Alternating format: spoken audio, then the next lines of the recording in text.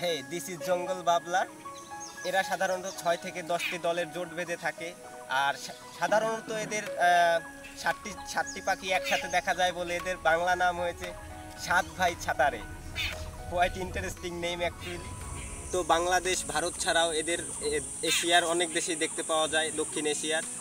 আর এরা সাধারণত 6 থেকে 7টি পাখি একসাথে থাকে বলেই এদের নাম হয়েছে 7 ভাই। আর এদের এলাকা রয়েছে অনেক, 31,30,000 বর্গ কিলোমিটার, যেটা অনেক। তো বিগত কয়েক বছর ধরে এদের প্রজাতি আশঙ্কাজনক পর্যায়ে নেই IUCN এর মতে। এরা বিগত কয়েক দশক আগেও যেরকম ছিল এখনও প্রায় তেমনই আছে, না তো খুব বেড়েছে না তো খুব কমেছে। তাই IUCN এদেরকে কম ন্যূনতম বিপজ্জনক হিসেবে ঘোষিত করেছে। তো বাংলাদেশ বন্যপ্রাণী আইনে এই প্রজাতিটি সংরক্ষিত। তো এই ভিডিওটি কেমন লাগলো কমেন্ট করে জানাতে ভুলবেন না। আশা করি ভিডিওটি ভালো লেগেছে। দেখা হবে পরবর্তী কোনো ভিডিওতে নতুন কোনো পাখি বা পশুর সাথে। ততক্ষণ ভালো থাকবেন, সুস্থ থাকবেন। So hey bud. Woo!